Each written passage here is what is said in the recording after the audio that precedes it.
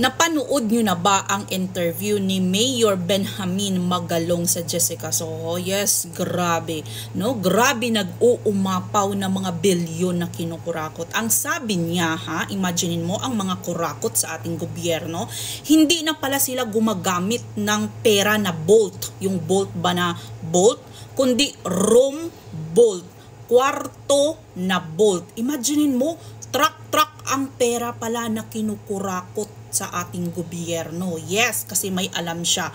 So ngayon, imagine mo, sa mga condo unit pala nila tinatago itong mga pera na ito. So dapat nito ay lahat-lahat ng mga condo unit dito sa buong Maynila i-raid ito, di ba? Kasi may mga room bolt pala itong mga condo unit na ito sa Manila sa mga may-ari ng mga nagkukurap sa ating gobyerno. So alam niyo na kung sino yung pinakamaraming condo unit na binibili ng mga property dito sa bansa natin na mga kurakot, ayun na dapat i-raid yun. Yes, kasi alam niyo kung bakit, paano nila itago yung pera na imaginein mo isang kwarto daw, punong-puno ng pera. Samantala tayo, kagaya naming OFW, Diyos ko Lord, 25,000 a month. Pinaghihirapan namin, oh my God, Diyos ko Lord. Tapos sila pala, inaanay yung pera sa kwarto, nandyan lang nakaambak. Grabe, no?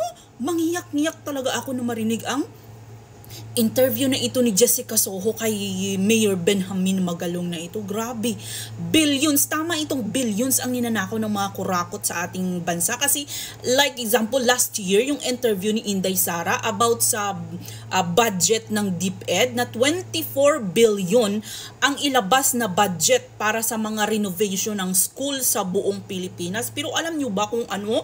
Ang ginpasa ng DepEd ng is 1 billion lang yung natikman ng DepEd. So imaginein mo, 23 billion sinakam nila. Tama talaga ang sabi ni Mayor Benjamin na ito na everyday billion ang kinukurakot sa Pilipinas. Hindi million, billion.